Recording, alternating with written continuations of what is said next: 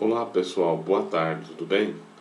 Bom, na aula de hoje nós iremos ver, como eu tinha falado para vocês, a parte da inoculação, da cultura da soja, tá? Então nós vamos ver alguns aspectos gerais de inoculação, tá? E semeadura também, tá? Vamos falar um pouquinho de semeadura, inoculação, que seria a aula de hoje. Alguns aspectos aí do tratamento de sementes, tá? Alguns aspectos também aí da semeadura em geral, população de plantas, densidade de plantas, etc. Tá? Bom, antes da gente começar a falar um pouquinho disso aí, a gente vai falar do zoneamento climático.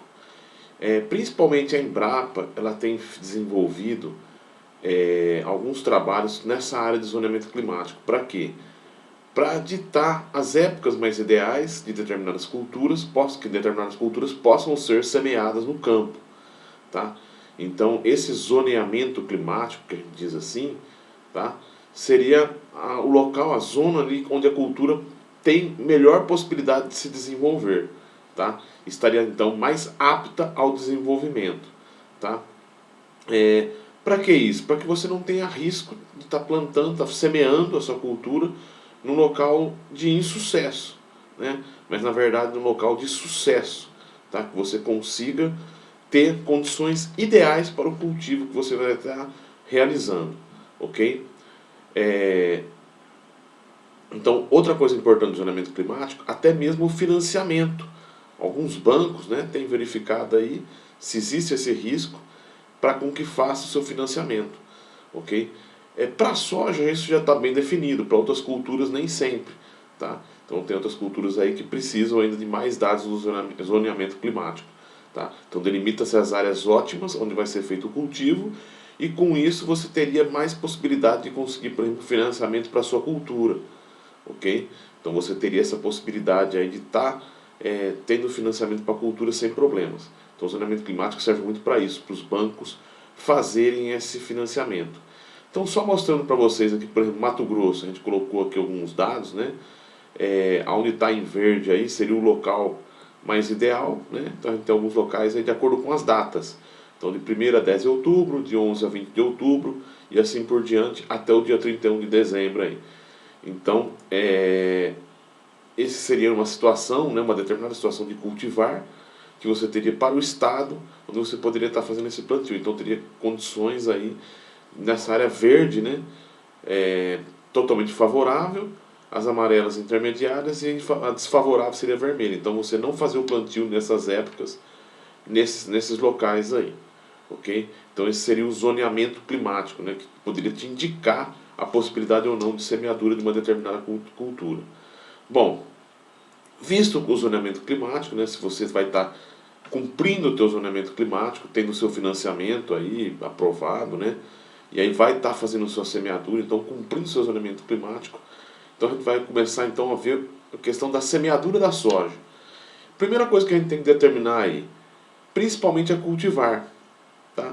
Se aquela cultivar é adaptada ao teu ambiente, já teve testes de empresa, inclusive na tua região, tá? A população dessa cultivar, toma bastante cuidado com isso. O ciclo, tá? A arquitetura da planta, então conhecer bem a planta que você vai estar semeando, tá?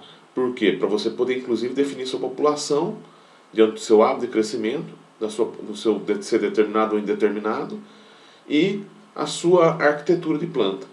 Tá? E assim, com isso a sua densidade de plantas. Tá? Bom, o clima que a gente colocou aí, né, se é favorável à sua variedade ou não, por isso que é interessante saber se alguma empresa já fez pelo menos algum teste com essa variedade. Né? 95% dos casos, muitas vezes os produtores já vêm semeando aquilo que todos os outros vêm semeando naquele ano, acabam seguindo outros produtores, né? Muitas vezes já foi semeado 2, 3 vezes aí safras, né? Com aquela variedade, o produtor muitas vezes já conhece a sua variedade. Então, mas pode ocorrer casos que não tenha esse conhecimento. Tá? Então, só para definir aí primeiro a sua variedade, a gente tem aqui uma classificação quanto ao peso de sementes. Então, uma variedade ela tem um peso de sementes considerado baixo quando é abaixo de 14 gramas aí para cada 100 sementes, ou 140 gramas para cada 1000 sementes. Então a gente pode dizer que são sementes pequenas, né? Considerar assim, o tamanho dela, né? Sementes médias de 14 a 20 é a média geral aí das variedades, em torno de 170 gramas para cada 1.000 sementes. E sementes maiores, né? Sementes grandes. Algumas variedades da lideira que a gente tem aí, tem sementes grandes, tá? Que teriam, seria acima de 200 gramas por cada 1.000 sementes. Então seria um alto valor de gramas para 1.000 sementes. Tá? As variedades aí da Brasmax, né, que a gente tem visto aí que estão sendo bastante utilizadas no campo nos últimos anos, tem essa característica de ter peso de 1.000 sementes acima dos 200 gramas aí, por exemplo, né, para cada 1.000 sementes. Ok? Bom, antes da semeadura então, a coleta do solo, mostrando para vocês aí, pode ser feito com trado.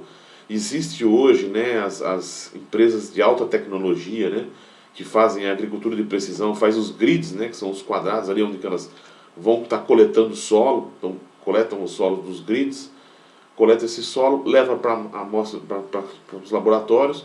Hoje a gente tem bastante laboratório aí próximo, né, que fazem essas análises rapidamente, então não é tanto problema mais como antigamente, que demorava muito tempo, tinha que mandar pelo correio. Hoje você consegue aí outras formas de deslocamento. Então, hoje as coisas estão mais fáceis, você consegue ter essa análise mais rápido antes da sua semeadura. Tá? Então, coleta de solo de 0 a 20 e de 20 a 40. E de acordo com a quantidade de amostra que você vai fazer no teu talhão. Ok? Depois, faça aí então a correção do solo, tá? Utilizando-se o calcário aí de julho a agosto. Tomar cuidado para não ser muito anteceder muito a tua semeadura. Por quê? Porque esse calcário, né, o vento não acabe levando esse calcário, né? No momento da aplicação do calcário é importante que tenha um vento baixo, aí 10, 15 km por hora no máximo, tá? Não tenha vento forte para não jogar esse calcário para outros locais, né? Como se diz, né? A gente calcaria a área do vizinho, tá? E se puder fazer a aplicação do gesso, é interessante verificar bem a questão do cálcio em superfície, tá? E o gesso, qual que é a vantagem do gesso? Corrige a questão do alumínio em subsuperfície e a nutrição para o cálcio e enxofre, tá? Então isso que seria interessante da aplicação do gesso. Se puder ser feita, é interessante, é um condicionador de raízes, o gesso vai aumentar a questão da profundidade do sistema radicular, ok? Então entraria com essa gessagem aí. Aí mostrando as situações, né? Uma lavoura comum aqui no Mato Grosso, ok? A gente vê que a palhada, existe ainda a palhada do milho, mas não é uma palhada abundante, tá? Aqui no Mato Grosso o produtor costuma entrar ainda com pelo menos uma grade leve, e a gente vê uma situação aí do lado de plantio direto, a semeadura direta, que realmente tem palha no solo. É isso que é interessante, né? Então não se faz o revolvimento só com a aplicação de herbicida e vai deixando essa palhada no solo. Vantagens e desvantagens. A palhada com certeza é sempre uma vantagem, você tem aí o nutriente para oferecer para sua planta, tá? Qual tem sido um problema da palhada nos últimos anos, né? Esses fogos, né? A questão da presença do fogo, né? Principalmente aqui no Centro-Oeste, nós tivemos um ano que teve bastante queimada, tá? Queimada principalmente na palha, né? Na palha de cultivo, né? Na palha de culturas aí. Então, esse é o problema da palhada, tá? Então, o fogo ali te leva embora muito nutriente, prejudica a tua lavoura, tá? Quando você tem menos palha, você não teria tanto esse risco. Mas ninguém vai deixar de fazer palha por causa disso, né? Mas é uma coisa que tem ocorrido aí. Bom, nos últimos anos também tem se utilizado aí o vazio sanitário. O que é o vazio sanitário, pessoal? É a utilização de um período, né? Normalmente aqui em Mato Grosso, entre o dia 15 de junho e o dia 15 de setembro, 15 de maio, né, a 15 de setembro, onde é proibida a semeadura da soja. Por quê, pessoal? Pela questão da ferrugem. Como vocês já sabem, né, a ferrugem é um fungo policíclico. Tá? Então ele faz vários ciclos num mesmo período aí de safra, vamos dizer assim. Tá? E quando você retira a cultura da soja do campo, você retira o hospedeiro desse fungo. E com isso você teria, então, a quebra do ciclo da ferrugem. Tá? Com isso, o que tem acontecido nos últimos anos? Até a Fundação Mato Grosso faz muitos trabalhos com isso, né? a ferrugem tem se deslocado cada vez mais para o final do ciclo. Tá? Com também a utilização de variedades de ciclo curto, essa ferrugem muitas vezes não tem sido mais um problema em algumas áreas. Tá? Mas, então tem se reduzido a pressão por ferrugem, tá? com a adoção do vazio sanitário, então, que é importante. Tá? Então aí tem instrução normativa e tudo, né? Falando um pouquinho do tratamento de sementes, né? Mostrando uma máquina de tratamento de sementes, uma máquina maior para tratamentos maiores de semente, tá? Mostrando aí para vocês uma máquina menor para fazer on-farm, né? Que seria na própria fazenda, tá? Então coloca essa semente aí na moeda, passa ali para a aplicação de inseticida, fungicida e micronutrientes e depois o inoculante. Então a sequência recomendada é essa normalmente. E no final a semente já cai tratada. E tem a semente vinda direto da empresa, né, já tratada. Normalmente essa semente da empresa ela tem uma qualidade melhor, tá? Devido ao tratamento, eles colocam lá polímeros e tudo mais que possam fazer com que esse tratamento acabe tendo uma eficiência maior. Estou mostrando para vocês a máquina do tratamento, né? É uma máquina simples, tá? Tratamento na fazenda mesmo, tá? Tem aí outras opções, produtores menores têm utilizado, aí muitas vezes não tem essa máquina, mas tem a betoneira, tá? Ou faz um tambor ali que trata sementes, também serve, também é um bom sistema aí, tá? Para você fazer esse tratamento de sementes aí, ok? Os produtos utilizados, então a gente tem aí os fungicidas, tá? Principalmente aí os carbendazim, triazol, tá? E tem os inseticidas, principalmente que é utilizado aí para percevejo e para lagartas, tiametoxam para percevejo, o imida para as lagartas, tá? Ou para também os besouros, né? Para metálica, para aquelas vaquinhas, né? Que atacam ali no início do cultivo da soja, e o fipronil, que é utilizado mais para controle de formiga. Tá? O tratamento de sementes dura em torno de 14 dias, tá? Tem uma eficiência boa. Depois você já tem que entrar com outros inseticidas ou fungicidas ali para estar tratando a sua semente. Vantagem dos fungicidas: reduz ali a intensidade, né? Ou pelo menos o progresso daquelas doenças na semente, né? Não vai diminuir o inóculo inicial, mas pelo menos impede que as doenças ali no início, né? A própria antracnose, doenças oportunistas ali no início, tá? FOMOPS, fungos oportunistas ali no início acabem atacando a tua futura planta, tá? Então só mostrando aqui, né, alguns produtos aí comerciais, mostrando aí, normalmente as doses desses produtos giram em torno de 200 a 300 ml por produto, vamos dizer assim, né? Então fungicidas aí aproximadamente aí 200 ml para cada 100 kg de semente, desculpa, né? Para cada 100 kg de semente você vai usar 200 ml nos tratamentos. Lembrando sempre, pessoal, que o máximo que vocês devem utilizar no tratamento de sementes, quem vai fazer tratamento on-farm, é em torno de 650 ml para cada 100 kg de semente. Usar mais que isso, o que acontece? A semente já começa a ficar muito úmida, né? O produtor normalmente ele conhece, né? O tratamento parece que começa a ficar pegajoso, molhada, né, a semente, né? Então o ideal é de 650 para baixo, tá? Para que vocês não tenham esse problema aí no tratamento de sementes. Aí só mostrando alguns tratamentos para vocês, tá?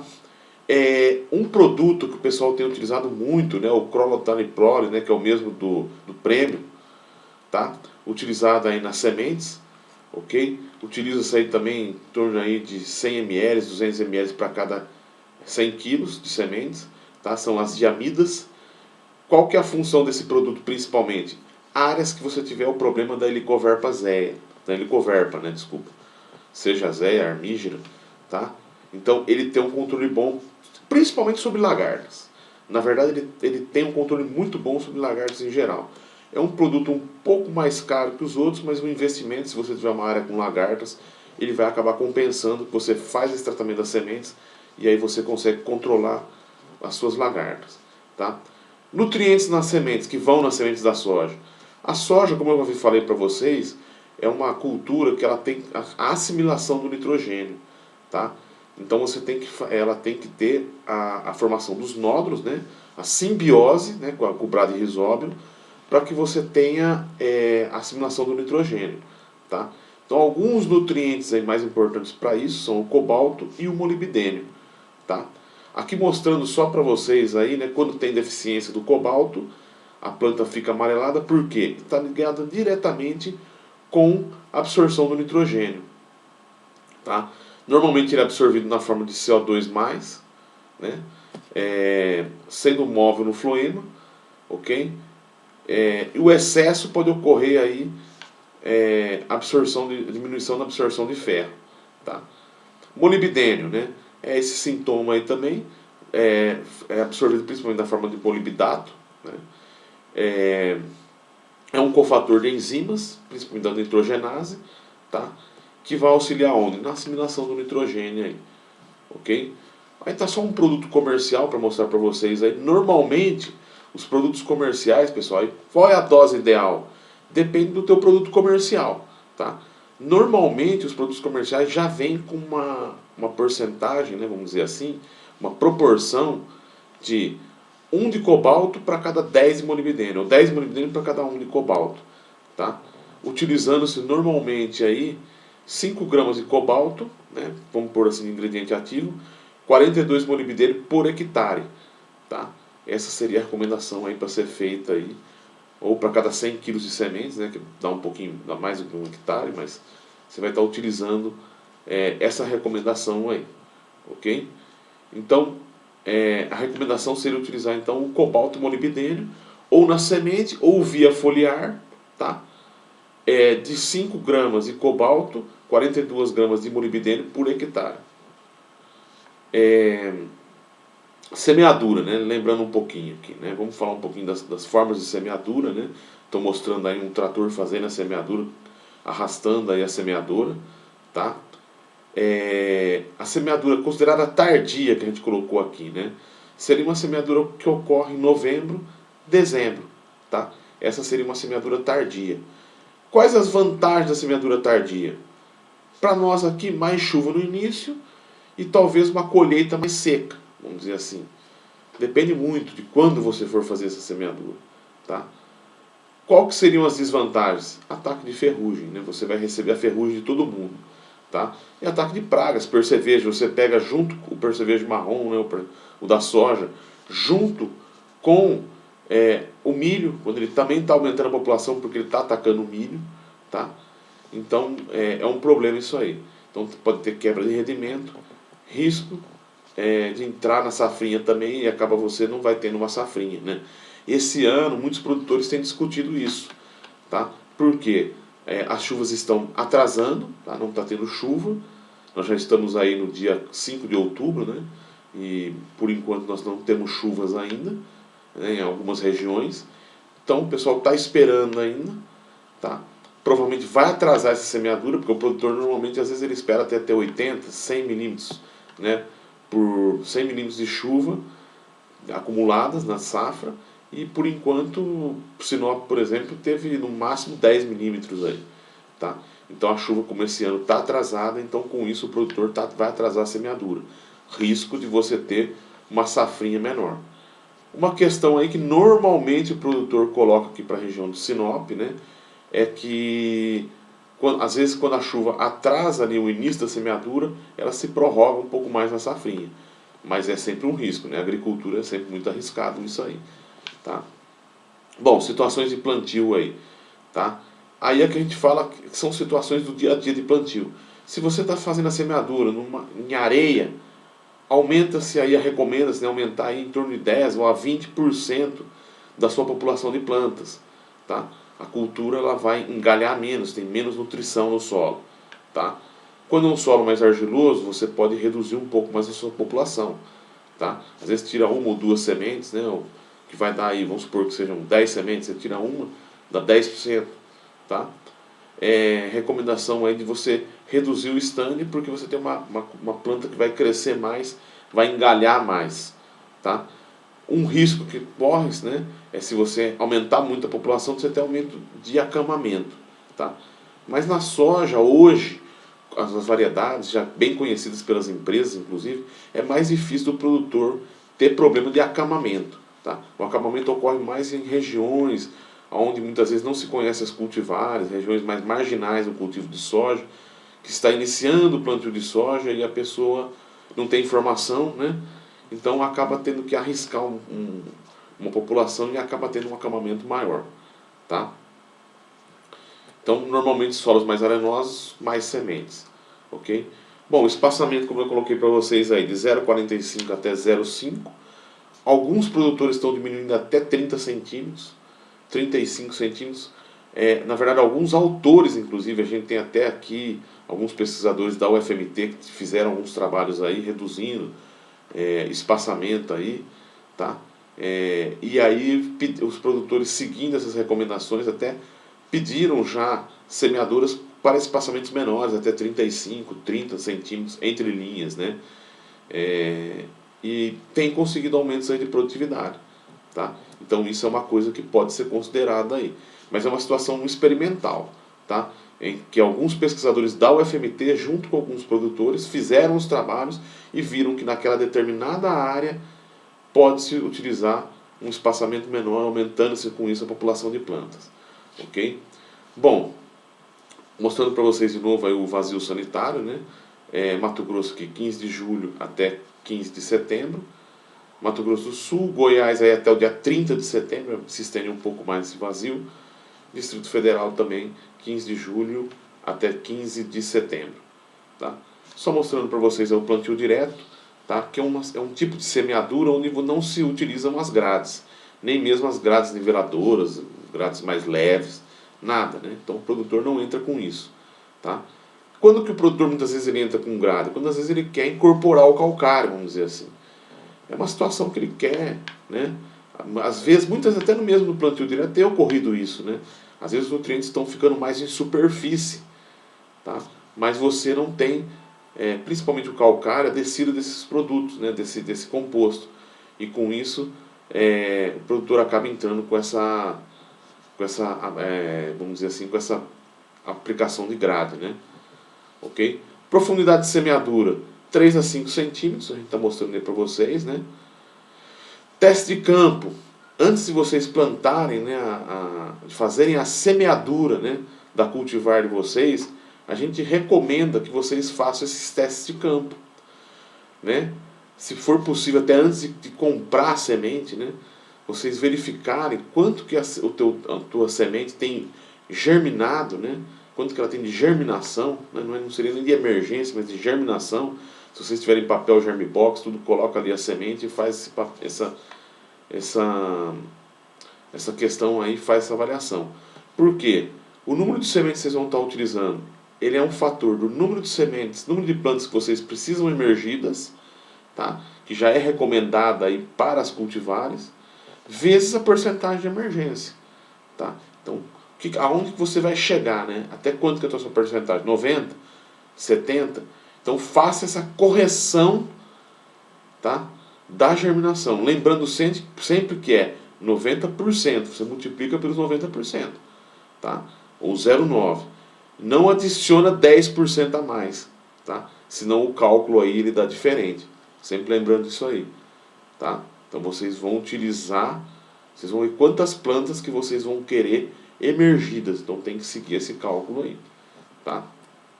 Então vocês vão ter que colocar o número de sementes para que vocês atinjam a população de plantas desejada, ok? Aqui mostrando para vocês, né, as cultivares de soja podem ser consideradas precoces, até 110 dias. Hoje a gente tem as super precoces, que é em torno de 90 dias, 95 dias. Tá? Essa aqui é uma tabela até antiga, tá? Até variedades que até já saíram, né? A Conquista, tá? Engopa, Pirarara, né? Variedades que já praticamente não são comercializadas mais. Mas só para mostrar essa tabelinha, né? Que variedades precoces até 110 dias, médio, ciclo 110 até 125 dias, ciclo tardio são acima de 125 dias. E eu adiciono nessa tabelinha aí as super precoces, que são abaixo aí de 95 dias. Tá? Temos aí também as tecnologias inox, da TMG, Só para mostrar para vocês aí, dar uma lembrança para vocês, são variedades de soja, então cultivares de soja, que normalmente tem uma maior tolerância às doenças da soja, principalmente a ferrugem, tá? Então, com isso, essas variedades inox, né, não são tão utilizadas assim, não são variedades de tanto uso, mas alguns produtores têm semeado, ou têm problema aí com esses problemas de doença, tá? Algumas variedades TMG 801 e 803, tá? Então são variedades que têm essa tolerância maior aí à ferrugem. Aí só mostrando para vocês uma semeadora antiga, né, animal, né, que do passado aí que era utilizada, né, ali com a caixa de adubo, a caixa de semeadora, tá? Disco de corte, tem a botinha lá, né, que é para fazer ali o sulco e já plantar, tá? E depois as rodas compactadoras atrás, tá? Aqui mostrando uma máquina, né, mais antiga também, né? Também aí só para mostrar, né, tem aí o riscador do lado de linhas, né, que o produtor tem que seguir, tá, para riscarzinha, mas é mais antiga, né, hoje a gente tem a tecnologia, né, os tratores aí já tem GPS e tudo, então que possam estar fazendo esse alinhamento, mas só para mostrar para vocês aí, tá? Foi um dia aqui de muita chuva, então começa a acumular barra ali nas rodas, né? Tanto nas rodas de compactação do fechamento do sulco, tudo isso pode ser um problema também na hora da semeadura, tá? Então só mostrando para vocês, faz o corte ali. Primeira coisa que vocês vão definir aí, o disco de semeadura, tomar bastante cuidado com esse disco, tá? Verificar se não fica duas sementes encavaladas ali, se não está tendo problema de dar duas sementes ali encavaladas, se o tamanho da semente está sendo condizente com o disco, tá? Então, só para mostrar para vocês aí, a semeadura a vácuo, tá? Mostrando para vocês, o ideal de velocidade é mesmo a vácuo, em torno de 4 a 6 km por hora, tá? A vácuo, o problema maior é que você tem que regular bem o vácuo, qualquer coisa tira essa regulagem, você pode perder, né, essa população de plantas e acabar fazendo o plantio aí errado, né, ou com mais ou menos sementes. Então cuidado com o vácuo que você vai estar utilizando, tá? Ajustar o facão de aplicação de fertilizantes, as rodas delimitadoras de profundidade também, né, a profundidade, né, isso aí vocês já viram já na parte de mecanização, é só para mostrar para vocês, né? As rodas compactadoras estão fechando o sulco mesmo, para que não venha uma chuva, tá? A regulagem do disco, tá? E na semeadura a vácuo, vendo se o disco está conseguindo segurar a semente e se o vácuo não está sendo muito forte, tá? Então só para mostrar para vocês aí uma semeadura a vácuo, né, que a gente tem aí. Após essa regulagem, então fazer a verificação, o teste aqui, foi uma aula prática que nós fizemos, né? O teste do número de sementes que estão sendo lançadas no campo. Então pega lá 10 metros e conta nesses 10 metros a população de sementes, se é aquela desejada para a tua cultivar, tá? Definir o disco, tá? Só para mostrar aqui a aula prática que a gente fez aí na FMT há alguns anos. Depois essa contagem aí, que é uma aferição do número de sementes aí que tá caindo ali no solo, tá? Porque não pode ocorrer situações como essa, regulagens mal feitas, né? Então, distribuição desuniforme, então às vezes tem uma quantidade grande de sementes num ponto e outro ponto fica sem sementes, depois volta a ter uma quantidade grande de sementes, então isso aí é ruim para a semeadura, tá? O ideal seria essa situação aqui, regulagem bem uniforme, tá? As sementes distantes, equidistantes, uma distância correta uma da outra, tá? Não ter sementes próximas uma outra, para que não ter também as plantas dominadas, né? Para milho isso é mais comum, mas para soja também ocorre, tá? Ou não tem um tufo de plantas ali, né, grande e depois fica um espaço grande sem sementes, tá? Então tem um stand desejado aí, tá, de sementes e um stand perfeito aí da semeadura, ok? Só para mostrar para vocês aí uma boa semeadura, tá? Onde as plantas estão alinhadas, tá? E equidistantes de forma correta aí, ok? Bom, diante disso, nós fizemos um trabalho aqui no FMT, né? Existe uma situação que está ocorrendo esse ano e que eu acredito que vai dar bastante problema para os produtores, que muitas vezes o produtor ele já faz a adubação e faz a semeadura a seco, né? No solo seco, no solo de semeadura seco, vamos dizer assim, e espera a chuva. Então muitas vezes você chega no campo, o produtor fala, ó, meu serviço já está todo feito, semeei, beleza.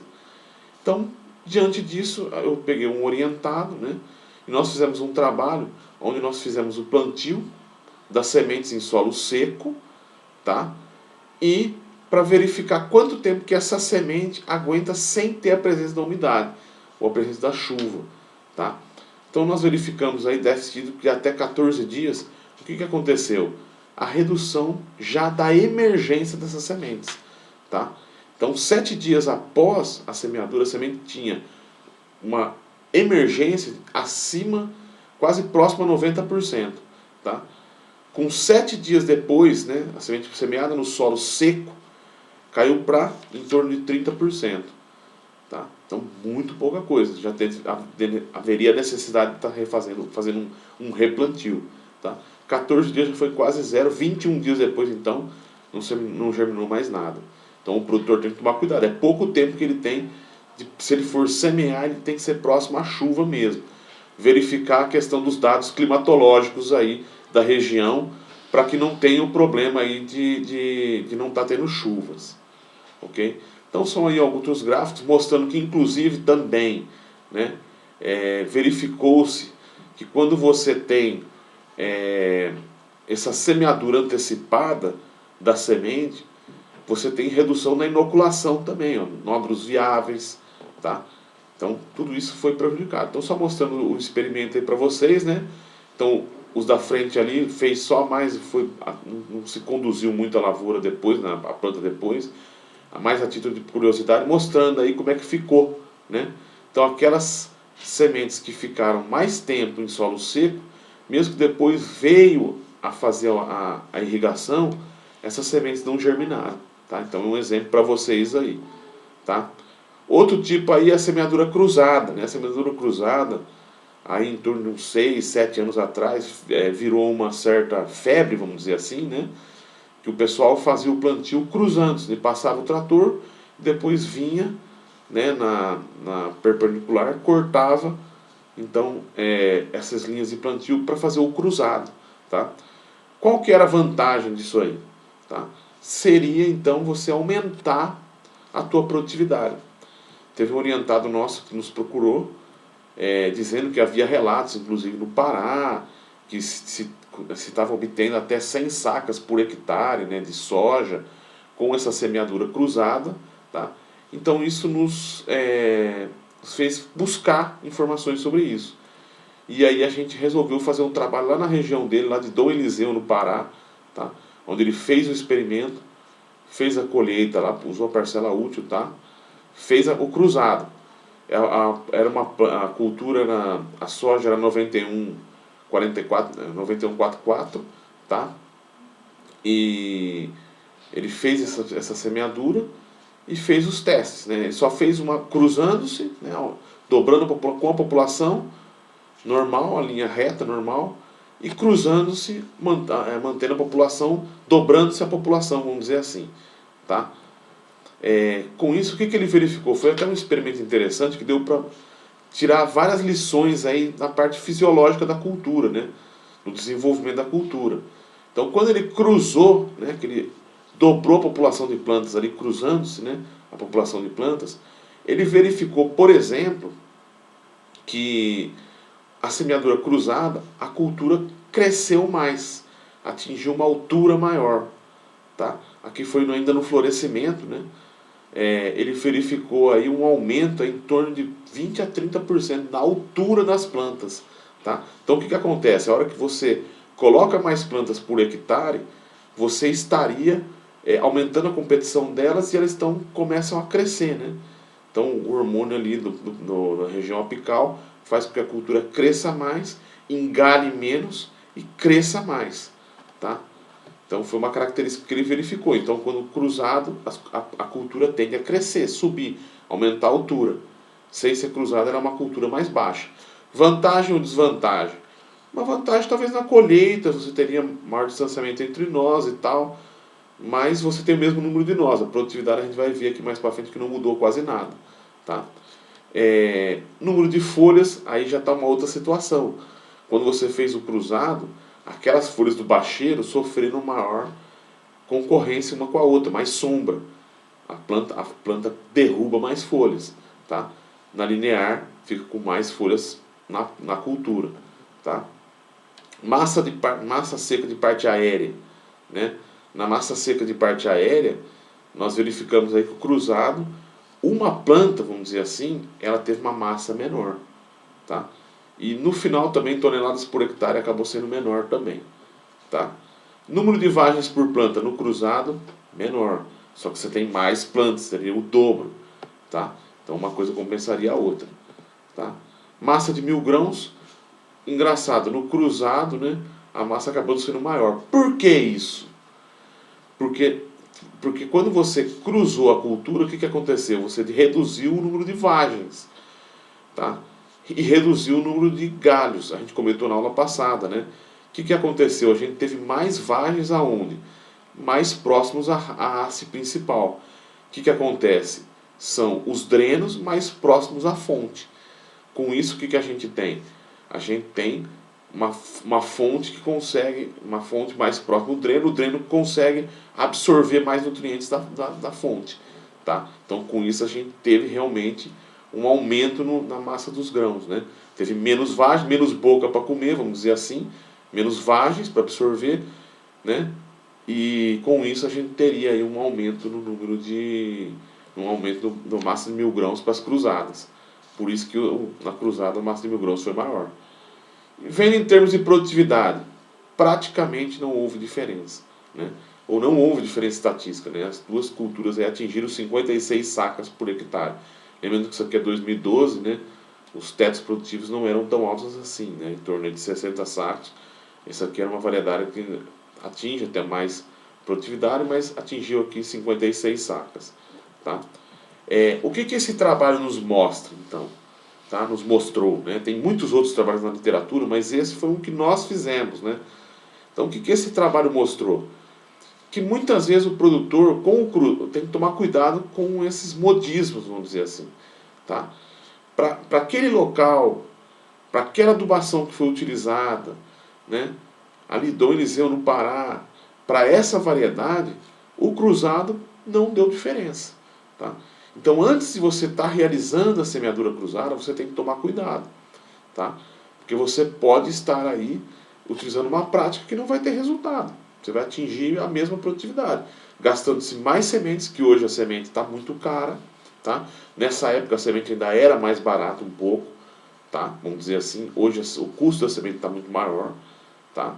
Até pelo custo da soja, ok?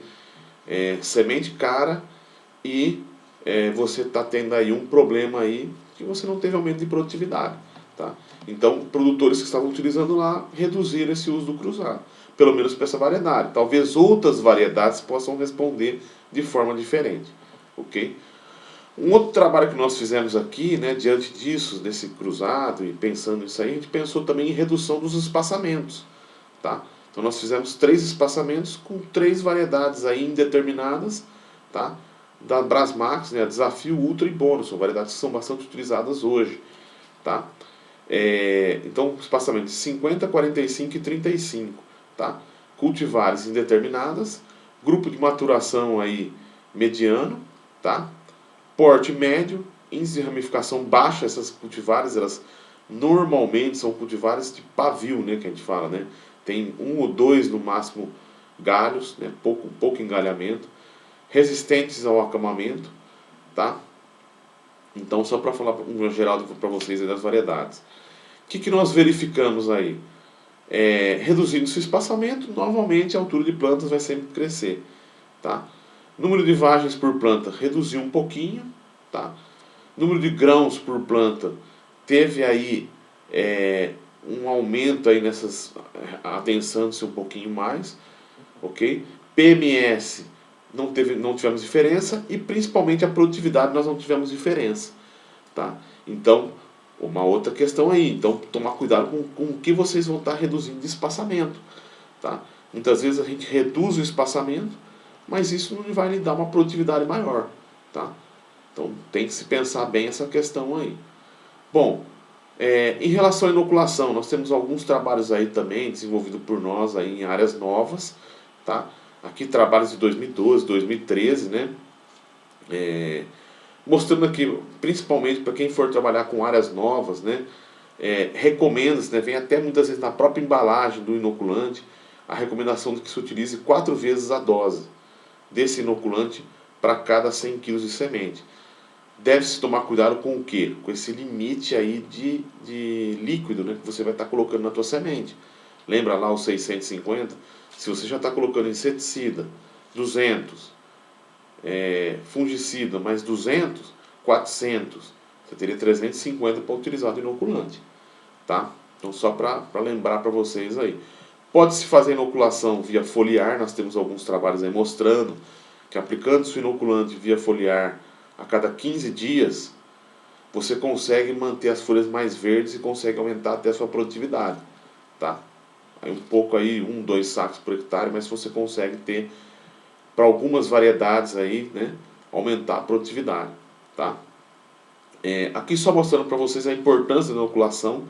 Então 4 vezes a dose, realmente uma área nova, aumento de dose é interessante vocês estarem utilizando. Tá? Essa diferença de tonalidade, né, cor, né? Então quanto melhor a inoculação, quanto mais ela estiver fazendo efeito, mais nitrogênio, mais a coloração vai estar aparecendo, sobressaindo aí. Uma área sem inoculação, a cultura sofre mais, tá? Porque ela não está assimilando nitrogênio. Tá? Então a inoculação é uma coisa importante. Existem trabalhos aí mostrando, né, principalmente lá no sul, sudeste, que indicam que muitas vezes a inoculação já não tem tanto efeito mais, né, depois de 3 anos que você está fazendo a inoculação, o Bradyrhizoma ele já vira um micro-organismo natural do solo, vamos dizer assim. Tá? Se ele é natural, mas ele já começa a sobreviver naquele solo. Mas o inoculante não é caro, é R$1 a dose, R$2 a dose no máximo. Tem alguns inoculantes agora aí que estão surgindo, o produtor tem que ficar de olho, que já são doses mais caras, já R$7, R$8 a dose, então já é um investimento um pouco maior, né? Então tem que se tomar cuidado, né, para ver se realmente vai ter um efeito tão interessante a mais. Tá? Então, a aplicação do inoculante é sempre importante isso aí. Né? Aqui é uma área de primeiro ano que nós fizemos vários tipos de inoculação. Inoculação na semente, no suco, líquido e turfosa. Tá?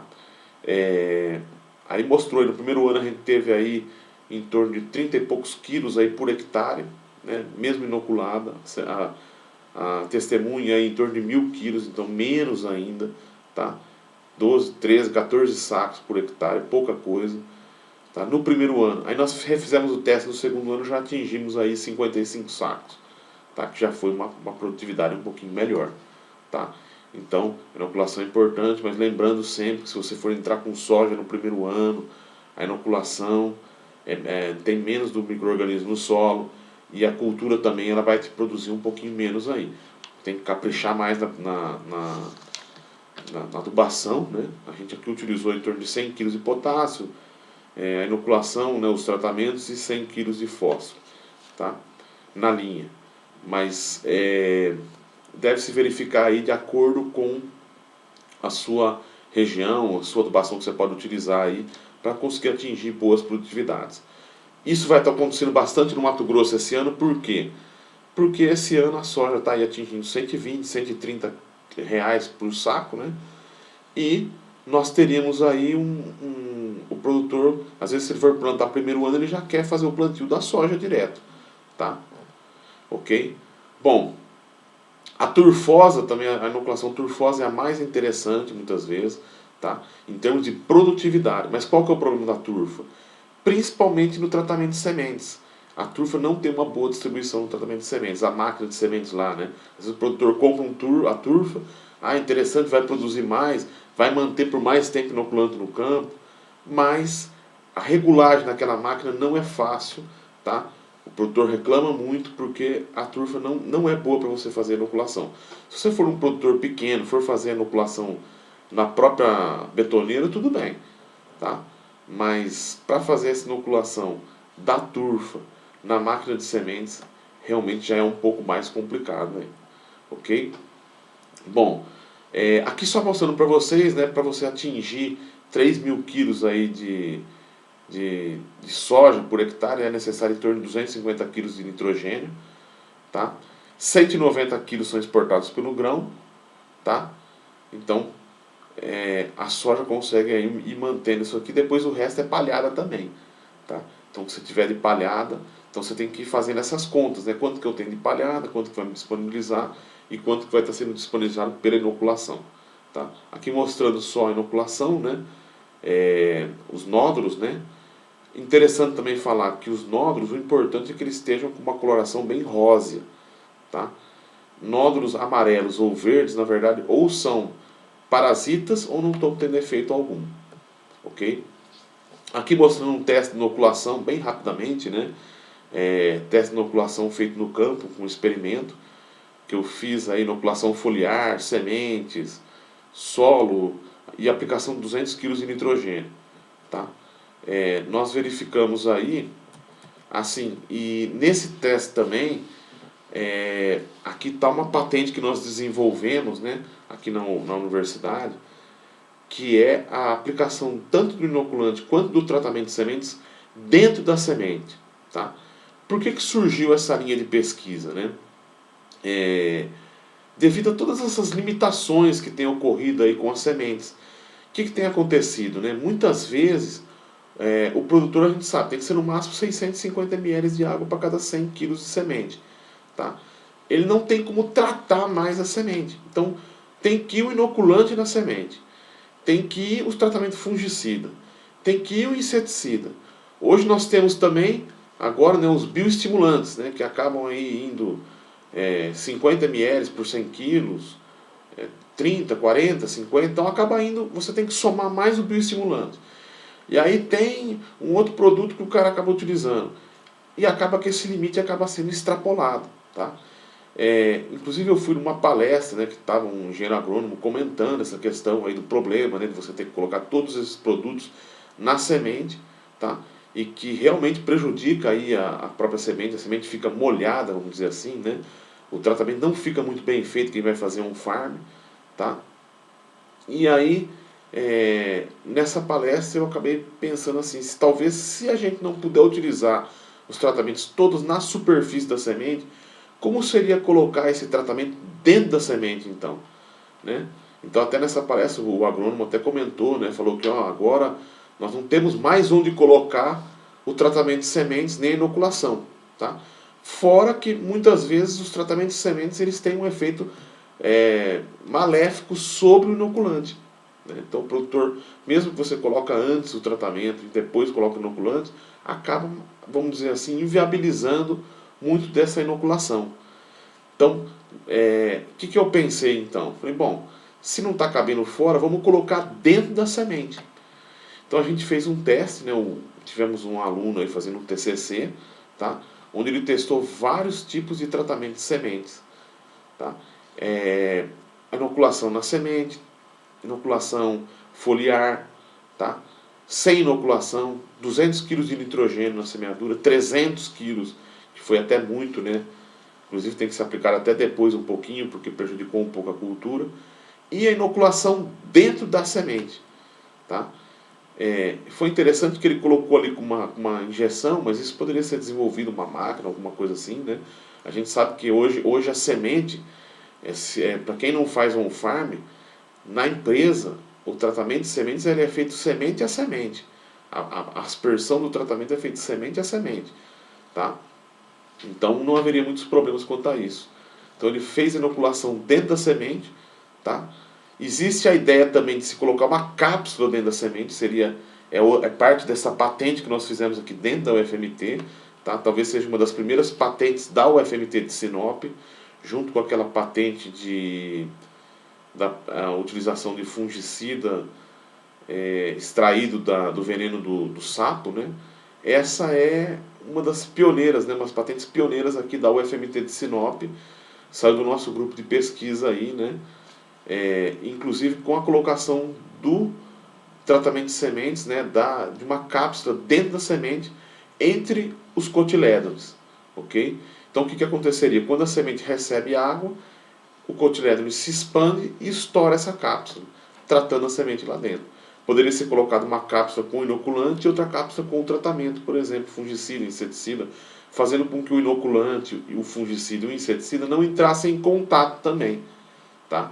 Ou deixaria os tratamentos para fora e só o inoculante dentro da semente, ou os tratamentos dentro da semente e só o inoculante para fora. Aí ficaria a gosto das indústrias e do produtor. Tá? O que nós verificamos então? Que um dos melhores tratamentos então foi esse tratamento dentro da semente. Tá? Foi um dos tratamentos que mais teve inoculação, ok? Teve um melhor desenvolvimento, junto com os outros não teve problema nenhum. Tá? Então, inoculando-se dentro da semente. Tá? Em muitos quesitos ele foi até melhor. Tá? Aliás, ele foi o melhor tratamento no geral, tá? Que a gente verificou, principalmente em questão radicular. Tá? Então verificamos o número de nódulos, por exemplo. Dentro de sementes teve maior número de nódulos, tá? Junto com o tratamento VCA. Não teve muita diferença, né? Mas a gente verificou que foi um dos maiores. Tá? A altura de plantas também foi interessante, diâmetro, né? Então nós verificamos aí, a massa também teve uma massa bastante grande, né? Foi um dos maiores tratamentos também, um dos melhores tratamentos, tanto em termos de nódulos, quanto em termos aí de massa de planta, né? Da cultura. Então mostrando aí que realmente é um tratamento possível de ser feito, tá? E que evitaria então o contato então, do inoculante com fungicida e inseticida, que são os tratamentos de semente. Então essa que é uma das primeiras patentes aí da UFMT de Sinop, a primeira patente da agronomia da UFMT de Sinop. Então a gente tem esse prazer aí de mostrar para vocês, né? Aí mostrando um pouquinho aí do ciclo do nitrogênio, né? Só para vocês entenderem essa questão da inoculação, né? E a importância do nitrogênio, como que a soja assimila esse nitrogênio, tá? Então o nitrogênio gasoso, né, que a gente tem na atmosfera, N2, tá? O nitrogênio que é utilizado, absorvido pela planta, é o NH4 ou NO3-, tá?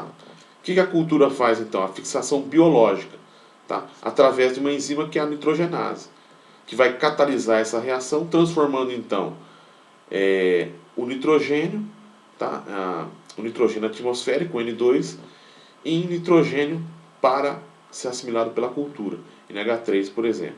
Nós temos vários organismos aí que fazem essa assimilação de nitrogênio, né? Temos o grupo dos zospirinos. Inclusive, nos últimos anos, a gente tem visto muita coisa aí em relação à co-inoculação, que é a aplicação do bradyrhizóbio e azospirino na cultura da soja, que tem originado alguns resultados interessantes aí. Tá? Então, qual que é aí esse caminho da bactéria, né? Normalmente ela vive saprofitamente no solo, então é uma bactéria que não causa maiores danos no solo, mas quando entra então na cultura, vai se associar, tá? Ela vai aproveitar dos carboidratos da planta, né? Ela vai consumir carboidratos na cultura e vai liberar nitrogênio. Então, uma coisa que no início até se falava, né, que talvez essa absorção dos carboidratos pelo nódulo fosse prejudicar a cultura, mas não se mostrou assim, tá? Então, devido a compostos que a planta vai liberando, faz com que a bactéria se divida em direção à cultura, tá? Lembrando que o bradyrhizóbio não tem, por exemplo, um cílio, alguma coisa que vai chegar até na raiz, tá? Ele vai por divisão, a raiz vai chegando, e por divisão também vai ter uma resposta quimiostática, né? Conforme a raiz cresce, libera flavonoides, a bactéria vai se dividindo em direção a isso e vai atingir aí a raiz, ok? Após isso, a gente vai ter o fator NOD, tá? Que é o que? É o fator de reconhecimento, então, entre a bactéria e a planta hospedeira, que vai induzir uma intensa divisão das células do córtex da raiz. E com isso, essa intensa divisão, formação do nódulo. Só mostrando para vocês, aí eu coloquei aquele videozinho que fica mais explicativo para vocês. Tá? Então, formação do nódulo, né? Liberação dos flavonoides pelas raízes, quimiotaxia, né? Então o rizóbio cresce, né? Ou se divide, vai se dividindo e crescendo em direção à superfície radicular. Tá? Proliferação do rizóbio na rizosfera, indução da diferenciação primordial do nódulo, tá? Aderência dos rizóbios às raízes, tá? Diferenciação do meristema secundário dentro da raiz, tá? Encurvação dos pelos em volta ali do rizóbio e formação de uma infecção ali, tá? Formação do nódulo, tá? que é o quê? É como se fosse uma organela dentro da planta, né? Então é um novo órgão que está surgindo na planta que está fazendo o quê? Absorvendo carboidrato e assimilando nitrogênio, tá? Então só para mostrar para vocês aí essa divisão, né? O meristema secundário, tá? O que vai acontecer também? Estratégia bioquímica do nódulo, né? O nódulo, vamos dizer assim, ele não aceita muito oxigênio livre, tá? Então as células vegetais da região central do nódulo produzem a leg-hemoglobina. Isso é que vai dar a coloração vermelha para o nódulo, tá?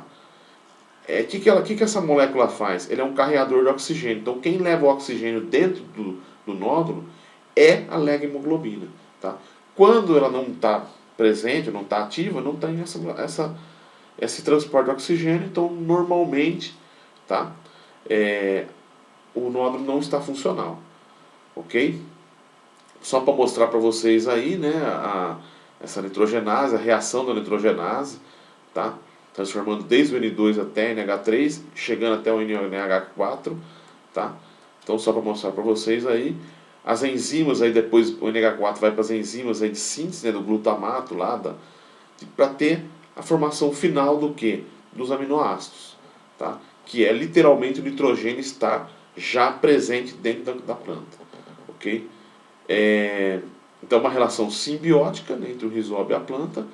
Fatores que vão influenciar essa assimilação: excesso de água, encharcamento, prejudica a nodulação. pH mais ácido, prejudica a nodulação. Solos salinos, né? Então já foram feitas muitas adubações, as adubações excessivas de potássio principalmente podem prejudicar, tá? A aeração do solo compactado produz menos nódulos, tá? Aqui mostrando a turfa para vocês, né? Que a coloração da turfa é uma coloração bem verde, tá? Quando você faz o tratamento de sementes com turfa, fica bem verde, é um tratamento mais, ele é mais sólido, vamos dizer assim, mais denso, então você não tem um tratamento tão fácil na máquina de parafuso, né? Vamos dizer assim. Aqui uma soja inoculada e não inoculada, que eu mostrei para vocês lá anteriormente. Os nódulos, normalmente, o que é uma planta bem inoculada, né? Normalmente diz-se, né, em média, né, que quando uma planta está com em torno de 50 nódulos no florescimento, viáveis, ela tem nódulos suficientes para ter uma boa produtividade, tá? Menos que isso, você está correndo risco aí de ter baixa produtividade, tá? Bom, mostrando um pouquinho para vocês, entrando um pouquinho aí nessa parte de nutrição, eu vou deixar até para a próxima aula, essa parte nutricional. Hoje eu vou falar só então para vocês, falei só da parte de semeadura e da inoculação. E na próxima aula eu vou falar um pouquinho dessa parte nutricional, tá? Então, só para mostrar para vocês aí, se qualquer dúvida então, a gente volta a conversar aí.